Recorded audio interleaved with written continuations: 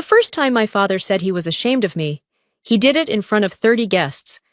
He raised his glass, smiled that sharp, practiced smile of his, and told the room, "My daughter chose to serve others instead of leading them." The laughter that followed cut deeper than any bullet I ever faced. I stood there in my dress uniform, medals catching the chandelier light, pretending the sting in my throat was just the dry Texas air. But inside, something cracked. The last fragile thread between a father who measured love and power and a daughter who learned dignity in silence. My name is Deborah Klein, and that night, he didn't just humiliate me, he declared war. The chandelier lights shimmered over polished silver and a table long enough to seat 30 guests. My father lifted his glass, the gold of his watch catching the flame of a candle, and the air in the room thinned. He spoke with that effortless charm he'd perfected over years of boardrooms and bourbon toasts, the kind that made cruelty sound like class. Laughter rippled down the table, sharp and rehearsed. I could feel the weight of every stare on me, the daughter who'd shown up in uniform instead of silk. My pulse stayed steady. The floor beneath my heels felt like a parade ground, the air thick with a silence that no one dared break. Across the table, my father's smile didn't waver. He enjoyed this, the performance, the control, the way his words could turn a room against me without ever raising his voice. The clinking glasses, the polished manners, the soft violin playing in the background, all of it became a single soundless blur. My eyes found the clock on the far wall. Its second hand kept moving, slicing the quiet in half. Beside me, Michael's hand rested lightly on the table. A quiet gesture, a warning. Wait. So I waited. I breathed. I straightened my shoulders until the medals on my chest caught the light.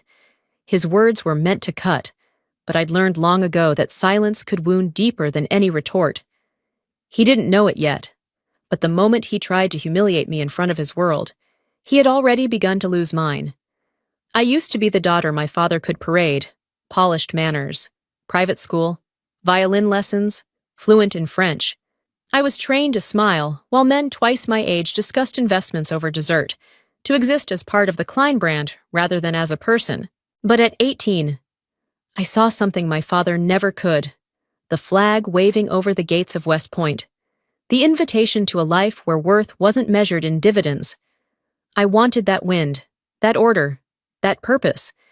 When he found out, dinner became a shareholders' meeting.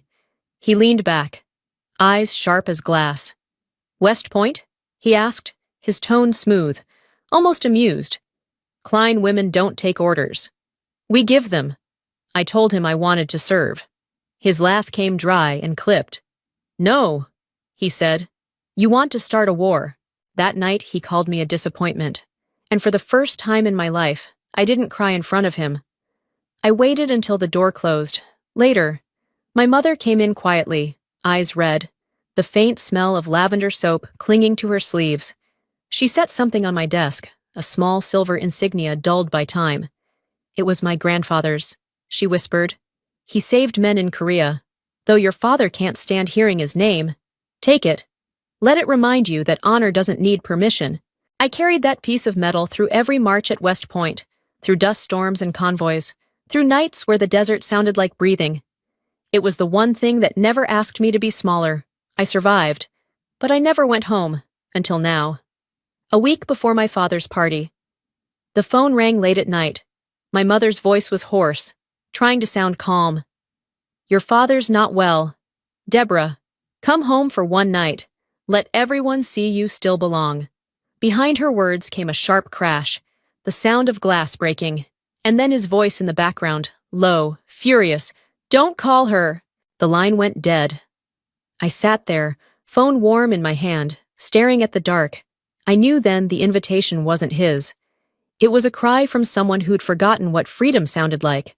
The Klein estate stood on a hill above Austin like a monument to silence. Even the statues in the garden seemed to look down their marble noses at whoever dared to enter. As Michael and I walked through the front doors, the air felt too clean, too cold. The white walls gleamed. The marble floor mirrored my face back at me, an uninvited soldier wandering through a museum of vanity. From the living room came the soft rustle of designer fabric. My brother, Raymond, appeared, impeccable in a tailored gray suit. He looked me over as if I were a stranger who'd shown up to the wrong address. "Father's tired," he said, "but tonight matters to him." "What's happening tonight?" I asked. He hesitated, eyes sliding away. "He's announcing the successor." The words hit with surgical precision. I wasn't here for reconciliation. I was here to watch myself be erased. Later, as I climbed the staircase, I caught voices from my father's study. His tone was low, confident, the same cadence he used to negotiate oil deals. "After tonight, Deborah's name will be gone from the will. She chose the uniform over the company. Let the army feed her." My mother's voice cracked. "Albert, she's still your daughter." "No. She's the blemish on the Klein history." I froze halfway up, hand tightening around the silver insignia in my pocket until its edge pressed into my palm. I didn't feel anger, not even pain, just the hollow ache that comes when you realize the person you once hoped would change has turned entirely to stone. For years I believed no room could unnerve me after 2 decades in war zones. I was wrong. My father's birthday dinner was a battlefield disguised in chandeliers and tuxedos. The scent of bourbon mingled with perfume, the laughter rehearsed, the smiles sharpened to blades. Every guest was performing devotion, to money, to status, to him. He sat at the head of the table, tuxedo immaculate, the gold Klein Energy emblem gleaming on his lapel. My mother was beside him, elegant and silent. My brother Raymond moved between guests like a campaign manager, shaking hands, collecting admiration he hadn't earned. When the door opened for me and Michael, the noise dimmed. Every head turned toward my navy blue uniform, toward the ribbons that didn't belong in this kingdom of tailored arrogance. A whisper cut through the air. "She actually wore it." Another followed. "This isn't a base." My father's grin widened. He enjoyed moments like this, the spectacle of power. He raised his glass. "Ladies and gentlemen, what an honor to welcome a government officer among business leaders tonight." Laughter rippled through the table, practiced and cruel. I nodded once. "Good evening." At the far end, a balding investor smiled. "Colonel, once you leave the service, you should consult for Klein Energy. We always need people good at moving cargo." The laughter returned, thin and poisonous. I set my glass down. "I haven't left the service," I said evenly. "And I don't move cargo. I move relief supplies through Kuwait." The silence that followed was sudden and heavy. My father's eyes tightened. In his world, calm was rebellion. As the chatter resumed, I caught his voice drifting toward the politicians near him. "That girl spent years barking orders in the desert. Out here, no one listens." He didn't know I could hear him. The words landed clean, deliberate, like a sniper's shot from someone who knew exactly where my heart had always been weakest. Michael's hand brushed my knee under the table. Steady, patient. Not yet. Later. Chairs scraped. My father stood, lifting his glass. "Tonight, I am proud to announce my successor, the man who never disappointed me, Raymond Klein." Cameras flashed. Applause rose like gunfire.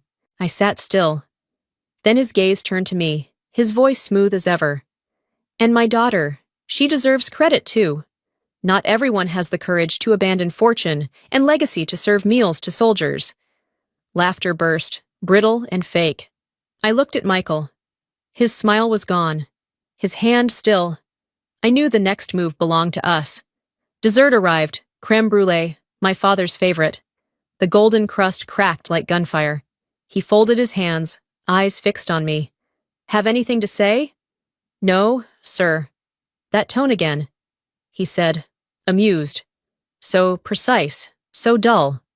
That's what makes you pitiful." My fists clenched beneath the table. My mother stared into her wineglass, her silence trembling. He continued, each word polished to wound. "You think those medals earn respect? They're cheap metal. My daughter should sit on a board of directors, not in a field kitchen." I rose, but he gestured sharply. "Sit down. When I speak, you listen." The room stilled, guests watching like jurors. A glass shattered, my mother's. Blood welled as she tried to gather the shards. "Leave it," I whispered. My father snapped. "Don't interfere." She knows what she's doing. He leaned closer, voice low but audible. I bought you a dress. Instead, you showed up dressed like the help. Do you know how humiliating that is? The room blurred. I said softly. You can feel ashamed. Father, I won't. He slammed his palm onto the table. Enough! Don't use that tone with me. Then his hand reached for my collar. Michael moved before I breathed. He gripped my father's wrist, firm, calm, absolute. His voice dropped, measured steel. She commands logistics that feed half of Kuwait. 9 words. Silence fell like gravity. My father froze, face drained, his authority collapsing under truth. My mother began to cry. Raymond lowered his head. And I stood there, unshaken, in the uniform he'd mocked, finally seen, and no longer his to diminish. The room went still, the kind of stillness that makes sound feel dangerous. My father stood frozen. His wrist caught midair in front of 30 guests. His lips parted, but the words trembled before leaving his mouth. Let go, he muttered, trying to salvage what dignity he had left. Michael didn't. His voice came quiet and steady, slicing through the air like a blade. Sir, she commands the logistics that feed half of Kuwait. If you touch that uniform, you're not touching her. You're touching a symbol of this nation. The sentence detonated in the silence. Every breath in the room stopped. My father's face flushed crimson, the veins in his neck rising. For the first time in my life, I saw it. Fear. Not of me, but of losing control in front of the empire he'd built to hide behind. Raymond stood abruptly, voice breaking. Dad, stop! Please, not here! Sit down! My father's shout cracked through the air. Raymond froze. His shoulders sagged as if the weight of generations finally landed on him. I saw it then. He wasn't defending our father anymore. He was seeing the mirror he'd become. My mother's whisper cut through the tension. Albert, stop! She's your daughter! He turned, eyes cold. No, she's a stranger wearing my name.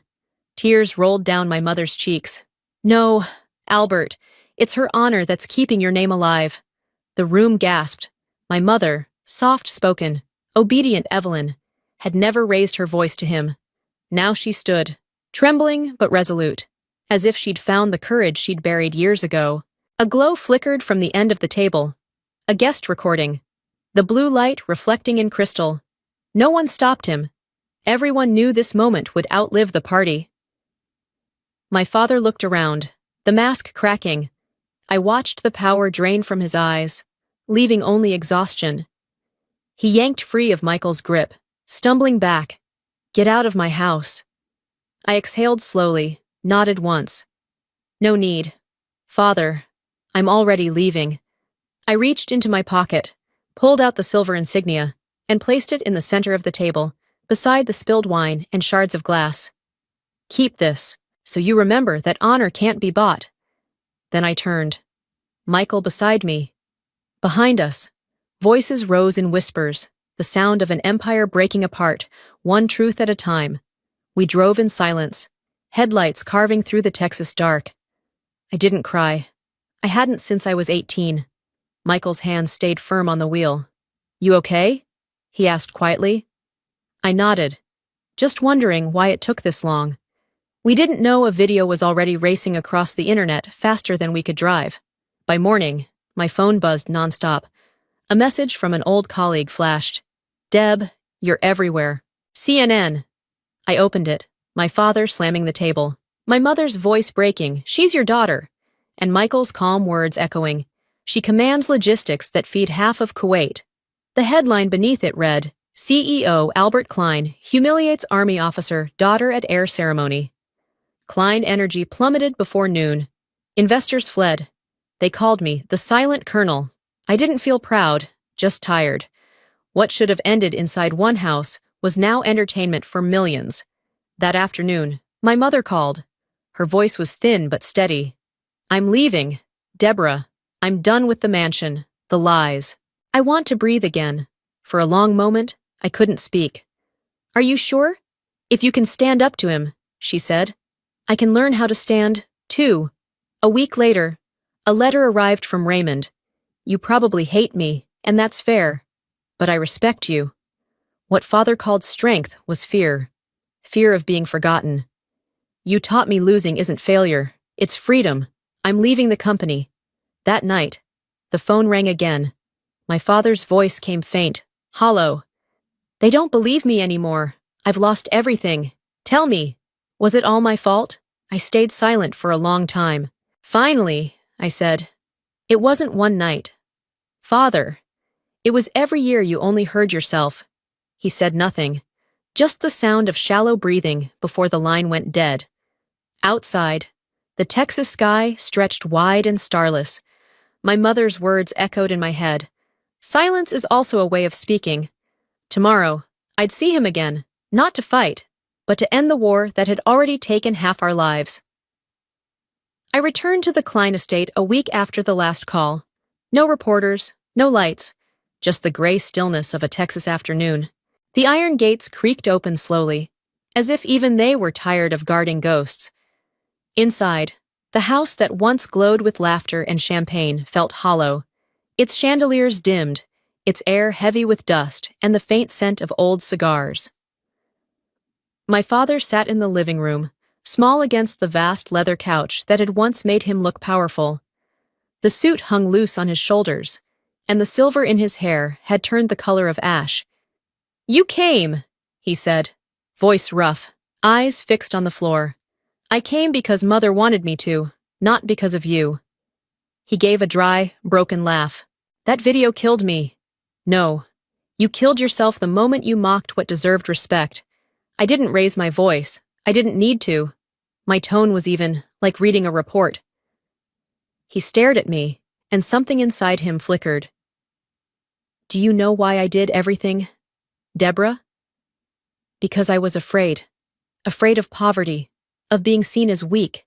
And you were willing to lose everything for something I never understood. For the first time, I saw it clearly. The child still living behind the armor of the man."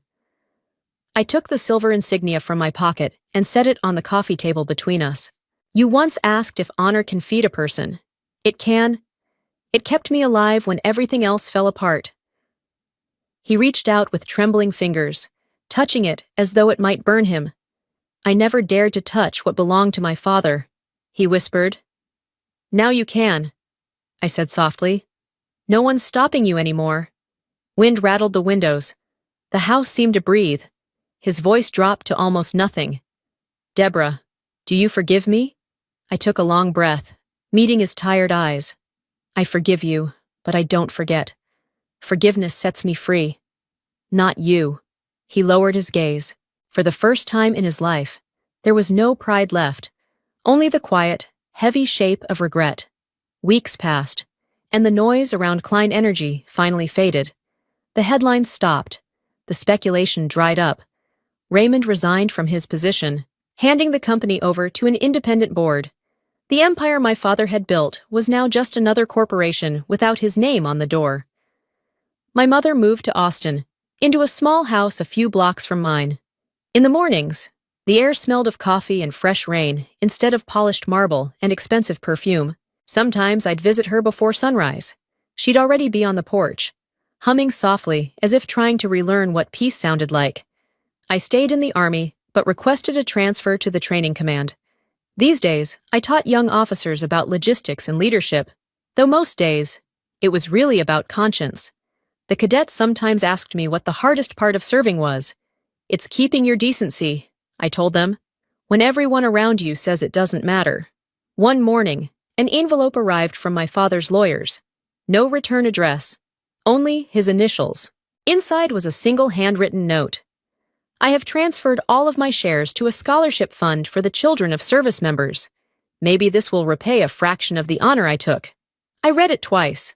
I didn't smile or cry, but I felt something loosen inside me, a knot that had lived in my chest for 20 years, quietly coming undone. That night, the call came. My father had died in his sleep, a mild stroke, quick and silent. No magnates attended the funeral, no cameras, no flowers from the company. Only a few old veterans came, men who remembered that he was once the son of a soldier. I stood by the grave and laid the silver insignia on the coffin. "Now you can rest," I whispered. because this honor is no longer forgotten. The wind stirred the trees, the sunlight catching the metal, turning it almost white. And I realized, at last, he had learned the lesson he spent a lifetime avoiding, one that only silence could teach. February in Texas was still dry. The sky, a perfect, endless blue. Michael and I left Fort Hood just after noon, the highway stretching open toward Austin. My mother was waiting for us, dinner already cooking in her new kitchen, the first home she'd chosen for herself. The sun slanted low through the windshield, catching the silver insignia now framed in glass on the dashboard. The light danced across it and onto my face. It no longer reflected a soldier's hardness, nor the ache of a daughter once denied. It was just light, quiet, steady, free.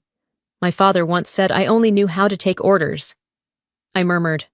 Michael glanced over, a faint smile on his lips. Then I suppose that order was never wrong. I nodded. The order of conscience. We turned off the highway, the car gliding past fields of sun-bleached grass.